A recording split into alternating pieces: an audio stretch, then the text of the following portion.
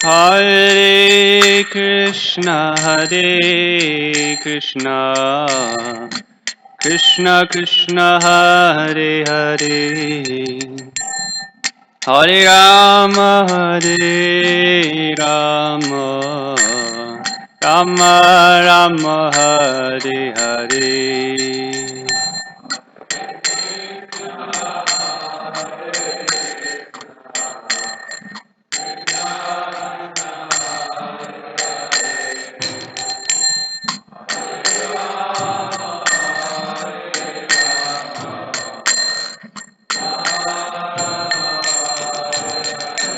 Hare Krishna,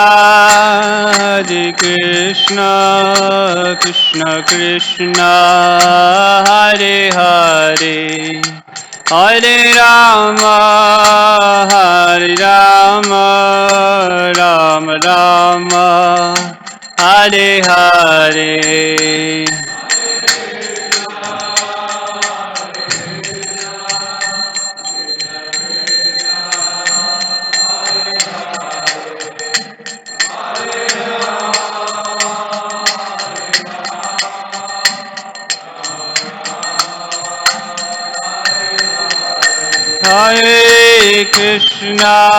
Hare Krishna, Krishna Krishna, Hare Hare, Hare Rama, Hare Rama, Rama Rama, Hare Hare.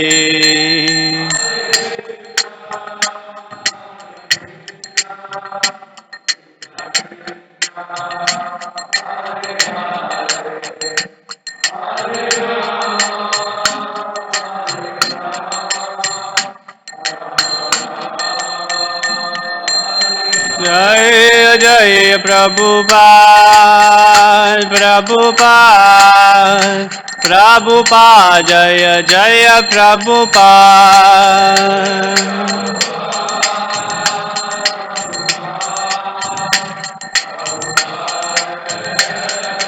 Nitai Gaur Haribo, Haribo, Haribo, Nitai Gaura Haribo.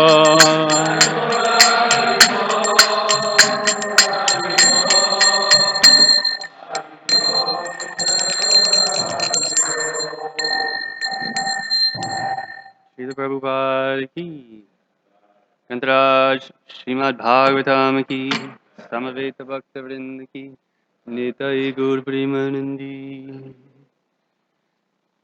Om Namo Bhagavate Vasudevaya.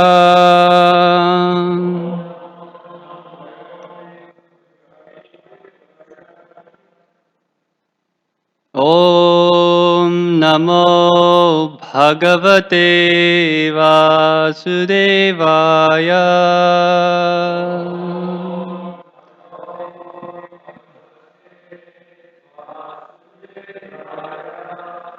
Om Namo Bhagavate Vasudevaya.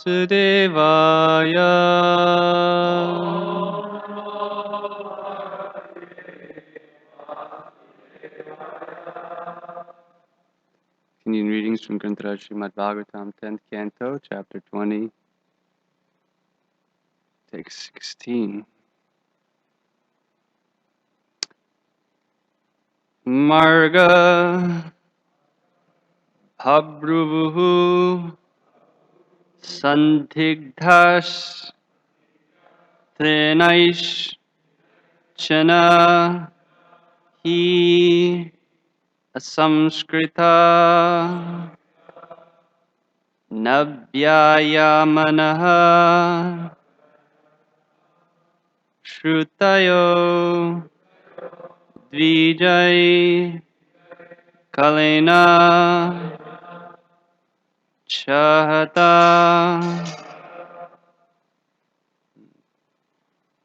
Marga Babru Sandigdhas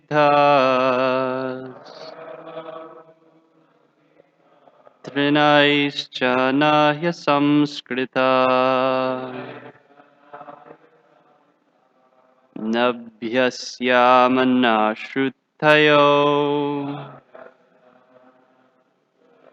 Dvijaikalena chahata Margabhabhuv sandhigdhas Trinaishchana hyasamskrita Nabhyasyamana Dvijaikalena chahata Margabhabhuv sandhigdhas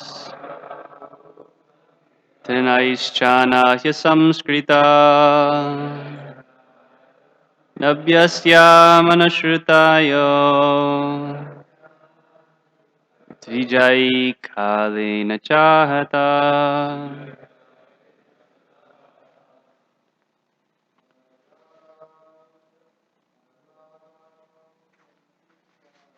Margamamu Sandigya.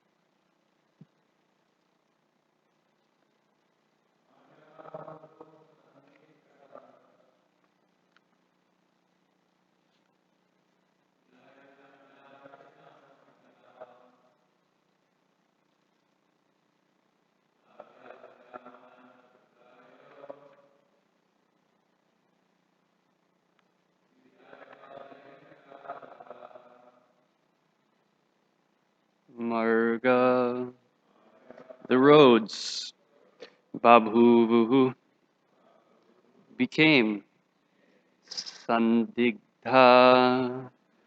obscured, Trinai, by grass, Chena, covered over, he, indeed, Asamskrita, not clean, not cleansed, na abhyasyatmana, not being studied, Shritaya, scriptures, Vijay, the Brahmanas, Kalena, by the effects of time, Cha, and Ahata, corrupted. Translation, His Divine Grace, A.C. Bhaktivedanta Swami Srila Prabhupada Ki Jai. During the rainy season, the roads, not being cleansed, became covered with grass and debris, and were thus difficult to make out. These roads were like religious scriptures that Brahmins no longer study, and that thus become corrupted and covered over with the passage of time. There's no purport, so I do the next text also, I think. Text 17. Loka bandhu meghashu vidyutash chalaso hrida staryam na chakrukaminya purusheshu gunishviva. Though the clouds are the well-wishing friends of all living beings, the lightning fickle in its affinities, moved from one group of clouds to another, like lusty women, unfaithful, even to virtuous men. Report. Srila Prabhupada comments, during the rainy season, lightning appears in one group of clouds and then immediately in another group of clouds. This phenomenon is compared to a lusty woman who does not fix her mind on one man. A cloud is compared to a qualified person because it pours rain and gives sustenance to many people. A man who is qualified similarly gives sustenance to many living creatures, such as family members or many workers in business. Unfortunately, his whole life can be disturbed by a wife who divorces him. When the husband is disturbed, the whole family is ruined, the children are dispersed, or the business is closed, and everything is affected. It is therefore recommended that a woman desiring to advance in Krishna consciousness peacefully live with the husband, and that the couple should not separate under any condition. The husband and wife should control sex indulgence and concentrate their minds on Krishna consciousness, so their life may be successful. After all, in the material world, a man requires a woman and a woman requires a man. When they are combined, they should live peacefully in Krishna consciousness and should not be restless like the lightning flashing from one group of clouds to another. Om Ajnanatimidandasya Jnananjana Shalakaya Chakshurunmilitam Jina Tasmai Shri Gurave Namaha Sri Chaitanya Manobhistam Stapitam Yena Bhutale Swayam Rupa Kadamayam Dadati Swapadantikam Vandeham Shri Guru Shri Utabadakamalang Shri Gurun Vaishnavam Sri Rupam Sagrajatam Sahagana Raghunatanvitam Tam Sajivam Sadvaitam Savadutam Parijana Sahitam Krishna Chaitanya Devam Shri Radha Krishna Padan Sahagana Lalita Shri Vishakanvitam Sra He Krishna Karuna Sindho Dinabandho Jagatpate Gopesha Gopika Kanta Radha Kanta Namostute Tapta Kanchana Gaurangi Radhe Vrindavaneshwari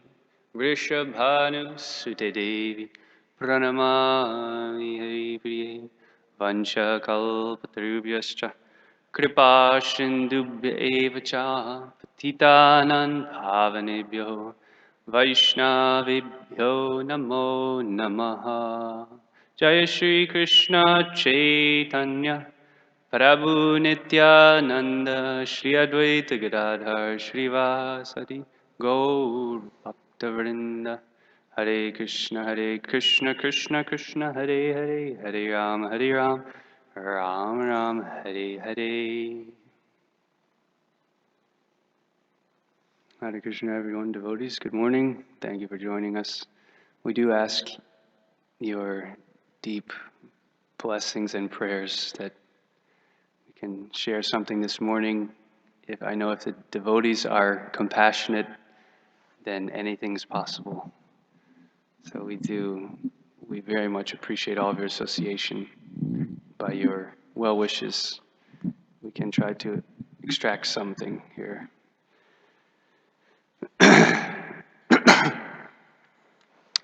So we have this first text, 16, which is describing the roads when they don't become cleansed. They become covered with grass and debris, and thus become difficult to make out. So we'll talk a little bit about that aspect. And then we have the next text, which also has a little bit of a longer purport. Okay.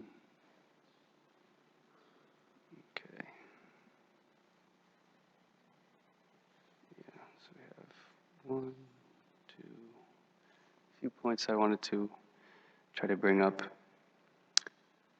The roads were like religious scriptures that Brahmins no longer study and that thus become corrupted and covered over with the passage of time. Not abhyasyamana, not being studied, shrutaya, the scriptures. So there's a beautiful verse that comes later on that the Brahmins also, if they don't study the scriptures, then they also become, I forget the analogy that's given, something like a dried up cracked pot or something. That if the Brahmins, so this is a Brahminical culture. Krishna consciousness is a philosophy, but it's also a culture. Prabhupada wanted a cultural revolution. And what is the culture? It's Brahminical culture. The culture is guided by the Brahmins, so the Brahmins have to know this Shruti, Shrutayo, Shastra. That is guiding us. The tendency in material life is we don't need scripture, we don't need guidance. It's a little outdated. I mean, this book is 5,000 years old. You're studying a book that's 5,000, come on. You guys are stuck in the past. It's 2019, and according to the Western calendar, times have changed. All these things about men and women, it's totally archaic. It's sexist. We have to come up to the times. That's the modern mentality. That's the mentality of Kali. Kali says, don't follow that stuff. Unless you have a more practical new way of doing things, you're not going to make it. So deep down, there's the tendency in the mind that, but a strict follower, Prabhupada wanted that we study the books carefully. And Prabhupada, for this age of Kali, the Acarya, he represents all of the body of spiritual knowledge for the current time period. So sometimes we think, well, that was 50 years ago. That was so long ago. That was like decades and decades ago. Now times have changed again. We got to reevaluate. And no, for the whole time period, this Kali Yuga, Prabhupada has given, and Prabhupada said these books will remain for 10,000 years. So this is our material tendency to try to avoid authority because we want to be independent. That's why we're here. We don't want to follow.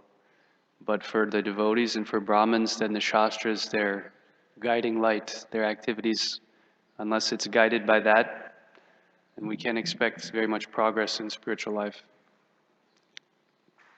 So we don't want to partake of this notion that don't be fanatic, you don't have to follow so strictly. If you want to get the goal, then you have to follow strictly, just like a good student.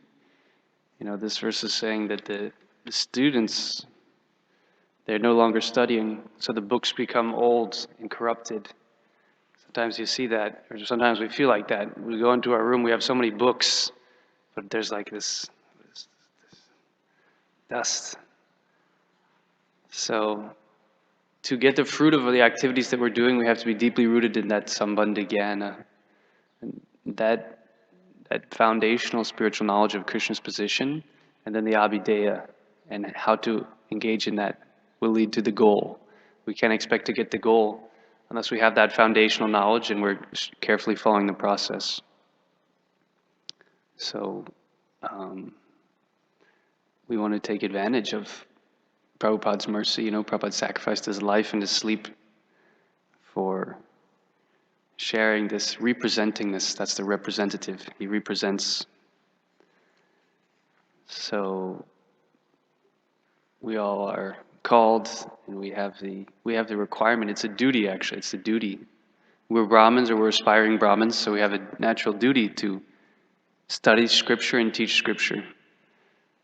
Actually, that will uplift us. That will make us very strong in spiritual life. As I was saying, that we have to have that foundational sambandha. Otherwise, our chanting, we know chanting is the only way, the only way, the only way, there's no other way, there's no other way. But chanting without a right conception, it won't give us the result very soon. Right? We say that you can chant for millions of lifetimes and not get the result if we're performing offenses. And there's many offenses that we chant, but to maintain material attachments, even after understanding so many instructions on this matter, why are we still materially attached? We've heard it, but we're not really imbibing it. So then our chanting won't get that fruit. And the different activities like deity worship, cooking, seva, sankirtan, all these have such potency. I always reflect on, I always mention this, that any one of these activities can awaken bhava, or pure devotional love in the heart. And we're doing them all day long for days and weeks and years and months on end. But still we're not getting that fruit. So something that we all have. And Prabhupada wanted that all of my students, I was wondering that there's no purport in this verse. I was a little disappointed because it's a nice verse. For me, it's a little more attractive than speaking on the next verse, but we'll do what we can. But I thought if there was a purport by the servants of Prabhupada, I thought it would go something like this. Purport. Srila Prabhupada has written this connection that unless the devotees in this movement read all the books that have been translated, they will simply eat, sleep, and fall down from their position. End of purport. Because that's what Prabhupada said. Unless devotees read, or maybe he says study, all the books that have been translated, we will simply eat, sleep, and fall down. Because we don't know what the goal is. We don't know what is the standard. And in Kali Yuga, as we mentioned, that material energy is going to try to introduce a different standard. How we can take it easy. Our whole mind is just thinking, how can I just relax? Just calm down. Just be cool, be chill. You don't have to do so much. That's the enemy that we have always going on. And so then we have to, smash that illusion, that mind, by powerful association, the devotees who have gone beyond that point. And I like to reflect how in material life, if you ask someone, hey, do you like to work really hard? No, they'll say yes. He'll say, no way, man. But in spiritual life, we want to get to the point where we want to say, yes, I like to work really hard for Krishna. Unless we want to work really hard for Krishna, then we're not going to be able to go past these anartha, or these tendencies. We should be confident, yeah, I want to work really hard for Krishna. And that I just want to somehow get by, somehow make it. Working for Krishna is glorious. That's the proper utilization of our energy. Unless you use your energy, it just dissipates. Everyone has energy. So if you use it in the mode of goodness, you'll propel forward. But if you don't use it and it transforms into the mode of passion and then ignorance, then you'll be doing activities, but they'll be like, sleeping or not really working to our capacity. So I really liked this verse that I think Subal mentioned a few days ago. All creatures took advantage of the rain, water, and their forms became attractive and pleasing, just as a devotee becomes beautiful by engaging in the service of the Supreme. Service of the Supreme Lord. So when we really engage, when you really use our energy, our God-given energy, right? Energy is a type of, it's Krishna's energy that He's endowed upon us. This is the entity's living force, energy. When we really engage that energy, then things become beautiful in devotional life, in devotional service. But as long as we try to squeeze out some of, and not give our full, we try to restrict some of that energy for our own purposes, not give it to Krishna, then we don't really mature. We don't really come to the stage of our full potential. We're all like seeds. And we have to come to a big plant, flowers and fruits. So we have to engage all of our energy. We don't want to restrict it, and then we're just cheating ourselves. And we see in the early days how hard the devotees worked. They worked like anything. And when that full surrender is there, then the taste will come in the chanting, in the activities. Otherwise, we can chant for so long, but if our heart is not in a surrendered position, then we're still maintaining material attachments. So that holy name can't really blossom. So the next text is interesting also that they're kind of next to each other, because on the one hand, this is what you have when you study the Shastra. You get a higher taste for hearing about Krishna in the spiritual world. And that's what the Shastra ultimately is teaching. That's the highest conclusion of the Shastra. Like we have the whole Bhagavatam.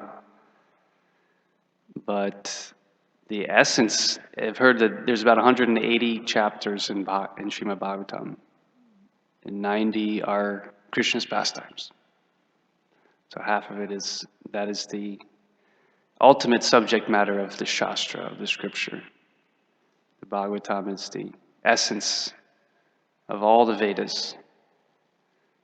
And amongst that, the Krishna Lila is the most sublime subject matter. So it's interesting that these verses are paired together, because on the one hand, if we don't study the scripture, then what happens? We have this other scenario that just as the clouds produce lightning, and lightning goes shoo, shoo, shoo, shoo. This is like a lusty person. It says here, like a lusty woman, unfaithful, even to virtuous men. So unless we get that taste for this Shastra, hearing about Krishna, then we're looking for it materially. We're looking to get some gratification. If we don't get it through service, then we get it through ego. So the phenomenon of looking out there, if we're not able to be antar mukh, inward looking, then we become bahir mukh, outwardly facing. We don't know Krishna's in our heart.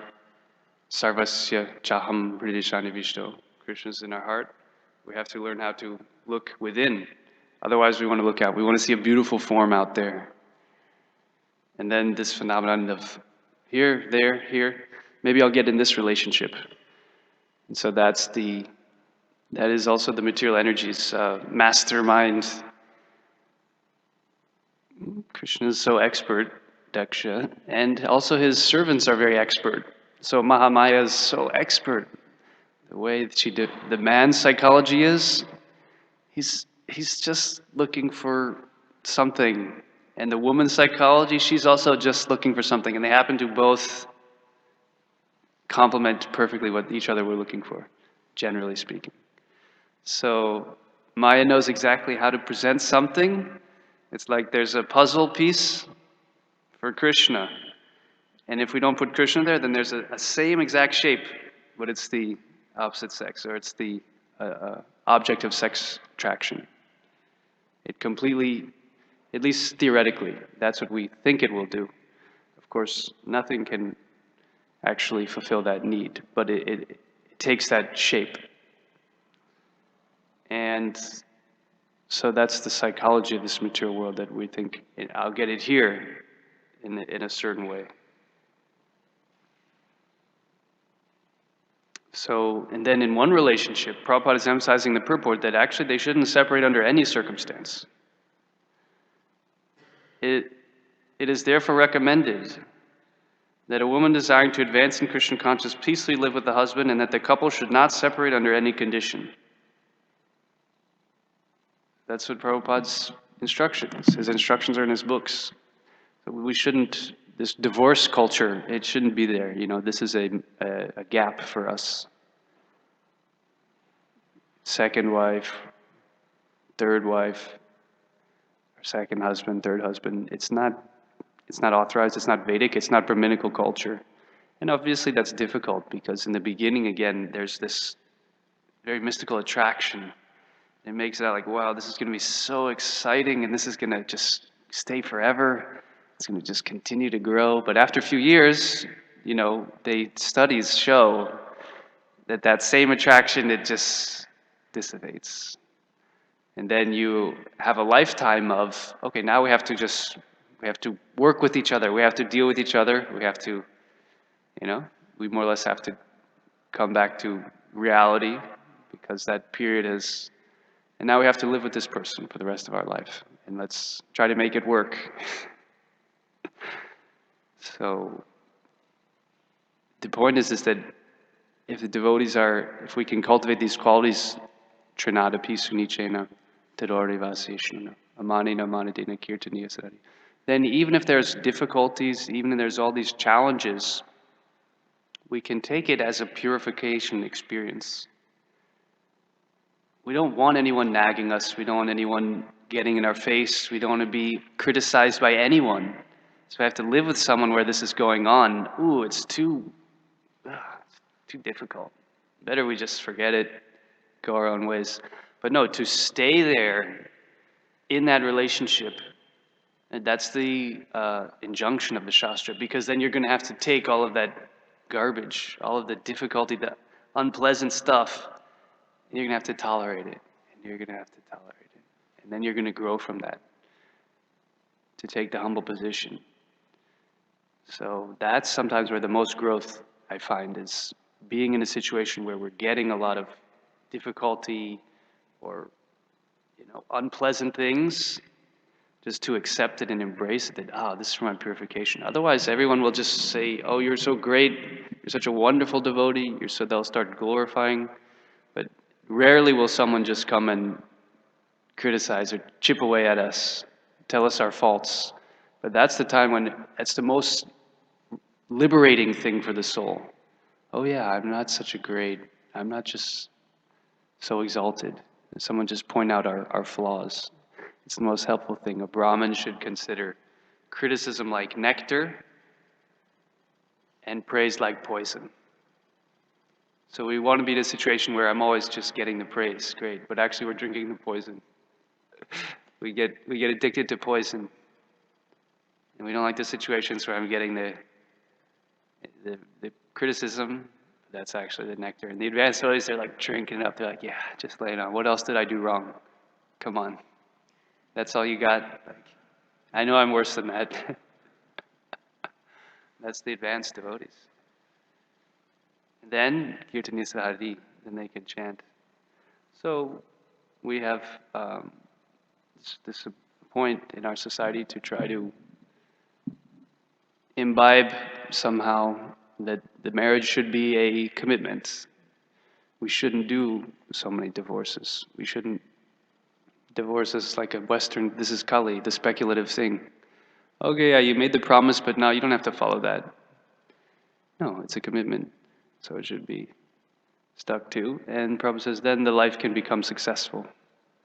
And it also allows, I have a conception of how things should be, but someone else is bringing a different conception, a higher conception perhaps, that I have to follow. It allows us to come out of our own little self-conception bubble. So there's a few nice passages I thought I might share in this regard. Then maybe we'll see if there's some question or comments. Because it's Kartik, and the idea is to hear and chant about Krishna as much as possible. So, because this is Shukadev Goswami, it's very poetically, very beautifully. In his deep realization, he's sharing the beautiful description of Vrindavan. And there's a nice also rendering by Srila Prabhupada in his Krishna book that I thought I would just share as a Kartik, nice little meditation. Accompanied by the cowherd boys and Balaram, Krishna brought forward the cows and played on his flute as he entered the forest of Vrindavan, which was full of flowers, vegetables, and pasturing grass. The Vrindavan forest was as sanctified as the clear mind of a devotee and was full of bees, flowers, and fruits. There were chirping birds and clear water lakes with waters that could relieve one of all fatigue. Sweet-smelling breezes blew always, refreshing the mind and body. Krishna, with his friends and Balaram, entered the forest and, seeing the favorable situation, desired to enjoy the atmosphere to the fullest extent. Krishna saw that all the trees, overloaded with fruits and fresh twigs, bending down to touch the ground as if welcoming him by touching his lotus feet.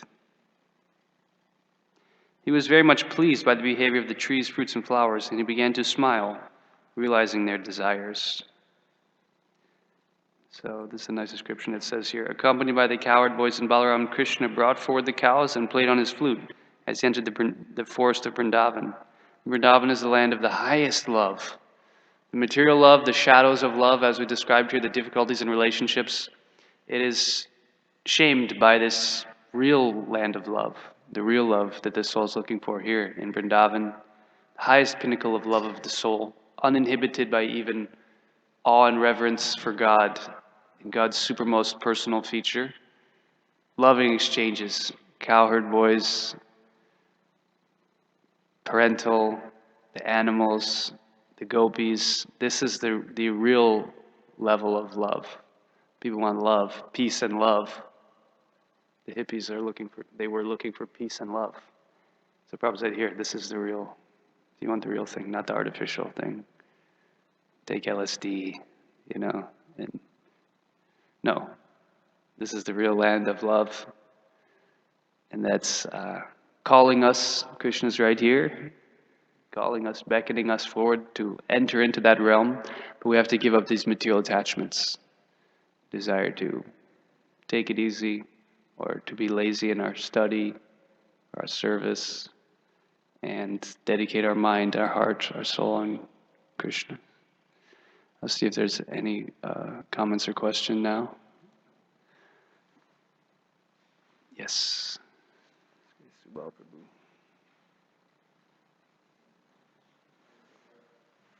Prabhu. Thank you, Charanishya Prabhu. One thing that you mentioned is in the purport too, in terms of the importance of the commitment of marriage vows, and also the arrangement that is there in the Grihastha ashram for the ultimate purification of lusty desires, attachments, all that stuff. Krishna designed it very, very cleverly, and it works. It really helps the individuals, both individuals, to actually elevate themselves out of that. And if you follow properly at at the right time, you start to look towards renunciation naturally. However, one thing that we face, you mentioned it, that the rate of divorce in our institution is similar to the rate of divorce, in the regular world. I heard it's higher. Sometimes people say that it's even worse. Yeah. And it's a reality that we have to acknowledge, and in one sense also be sensitive about and careful, because it's not as simple as, well, just follow. But is a much more complex, matter, in terms of we're in times, it's Kali Yuga, and the narration here, for example, is you have a extremely qualified man, and the comparison of the lighting is the lusty woman. So that scenario in Vedic times, you have qualified people. But in Kali Yuga, right here, we have it. Everybody comes with a lot of baggage, and there could be situations in which the combination sometimes becomes very detrimental for the peace, for the performance of Krishna consciousness, like that of individuals. So in one sense, we have to be sensitive, in one sense, to these things. So what, in your experience with devotees that you meet like that, and you see sometimes senior devotees dealing with this type of thing, your spiritual master and other senior devotees, and even during Prabhupada's times, he didn't want devotees to divorce, but then sometimes, he will say, if it takes two actually to be able to have a grihastha ashram. So if one is not committed, If one is, it's too much, and I need my sense gratification, and the other one, so if things is like that, then, you have to give up. Yeah. So it is mentioned also in the Shastra that if the spouse, in other words, if one is fallen, then one can give them up. If the husband falls away from devotional life, then the wife can leave him. So Prabhupada's speaking about, Krishna conscious couples. They shouldn't divorce. But at the same time, if one stops practicing Krishna conscious spiritual life, then that's a different situation. Then I would say that that's an exception that also the Shastra gives credit for. And that's not, there's evidence also, in some places of devotees or, having to do that. So that's a good point you bring up, that is, as far as I understand, the one case wherein it's allowed. But yeah, otherwise,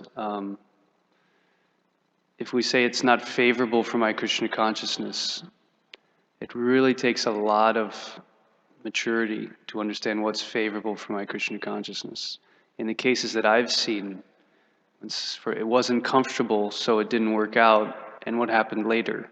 I've seen that there was a worse result than perhaps maybe just sticking it out and being under that shelter of that arrangement that the guru made. It tends to me to see that it seemed like it was going to be better, but later on, time will tell.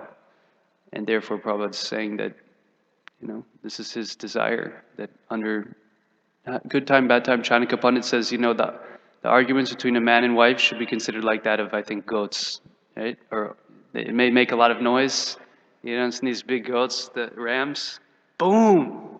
But it's not so serious. Afterwards, they just walk away. So there's going to be a lot of friction, but it's not taken seriously because, hey, we're just dealing with each other, and divorce is not really an option. So if one is they've fallen away from their devotional practice, yeah, that'll jeopardize your spiritual life for sure. But otherwise, I think we want to move towards, this direction. That's my. One short thing, that you could. And I'm a little young. These are my thoughts. No, You no, have no. more experience in all what this. what you say was quite right. Okay. And I just adding to it. In one sense, I'm not necessarily saying, I mean, everything you say was sound. But also adding, because, in my own life, we have to deal for us, divorce is not an option, however, I have so many friends, that I've been for many years, and I see that, and then you see, sometimes, as you say, this example that you say, that works, sometimes it doesn't work. Sometimes, you have devotees that ended being very, very nicely situated after divorce. And then you have some, like as you say, it's like a mess. You just keep jumping from one to another. And in the scriptures, even, there are situations in which the husband is fallen and the wife remains, steady through the fallen husband and then save the husband. And sometimes you see in modern times, devotees who stick to it, even if the husband, or the wife is not following, eating meat or whatever like that, and being attached to sex or something. And by that principle, things get transformed and better. So, it's so complex. Yeah. So the way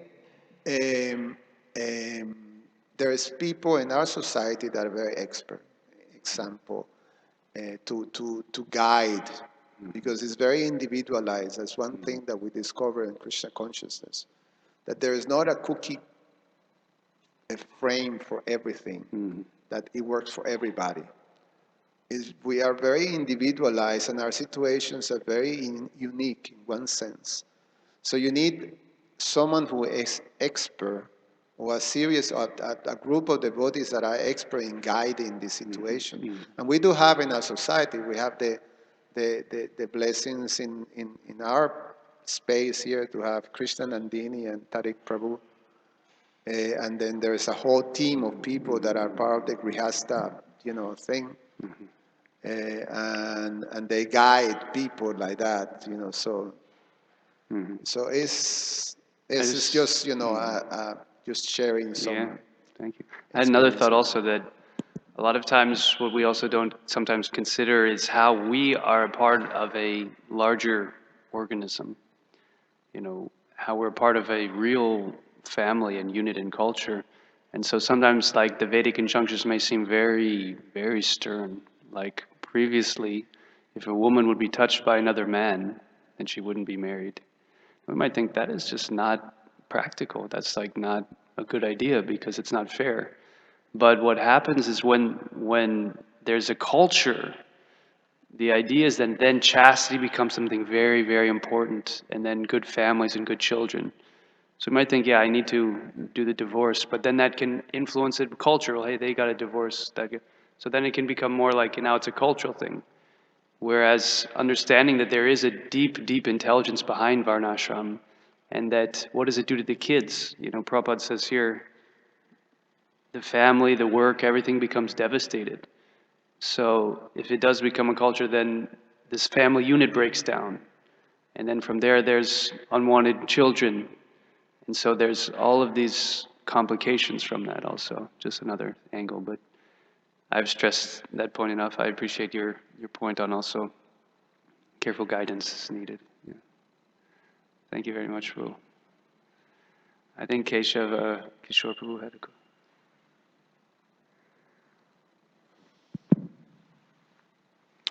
Thank you, Acharya Nistha. We're talking permanently about our collective, but when we go preaching, the culture we live in, there's a reluctance to accept this, because the vision is, this is completely the antagonist of relief. This is a contradiction to the nowadays, as you mentioned at the beginning of your, how can we approach people? You mean about divorce? This is against, to maintain marriage is against their... Yeah. The Western society goes in the contrary direction to what the Vedic scriptures... Well, the Western society is just people devoid of Vedic culture. We could say it that way. Absolutely. They're outside of God's system. They're eager to learn new things, and that is why the New Age tutti frutti of philosophies and things, but still there's a permissive behavior in our personal life, and when we approach people, not to preach, but to kind of inspire the people, there's a better system, a better way of life. People get reluctant. How can we break that? Well, we have to live it. We have to show by example. But when you get somebody in the spotlight, this is what it is. What would you do? When we're preaching, when we're inspiring people, not just by the example, just right in the spot when we're doing book distribution or Sankirtan. How do we convince them that this Vedic culture is more complete than the Western more complete, culture? more sound. Well, Prabhupada often glorifies his guru as saying the chopping technique. Have you heard of the chopping technique?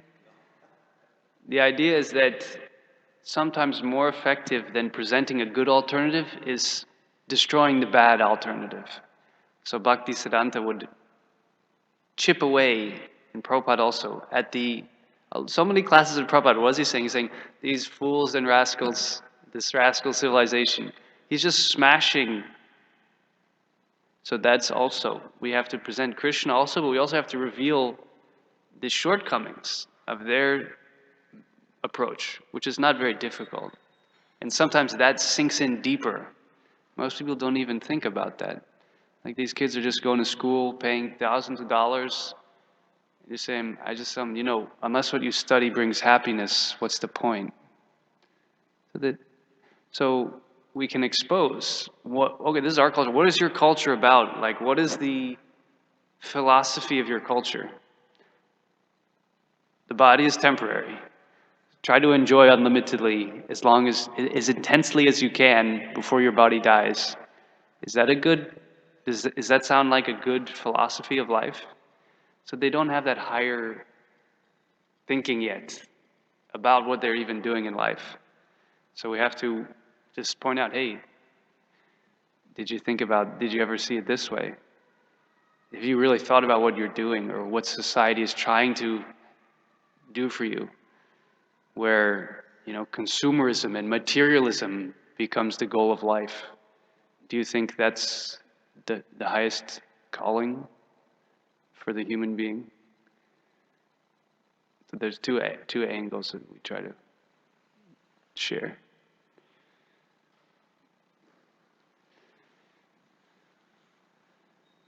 Hare Krishna, Prabhu. Thanks for class. It's kind of a comment and a question. It's kind of like a reality check. You were saying how association of advanced devotees can help us go beyond the material energy. I was liking that point. And my question is basically, what is Sambandha Gyan and how do you obtain it? Mm-hmm.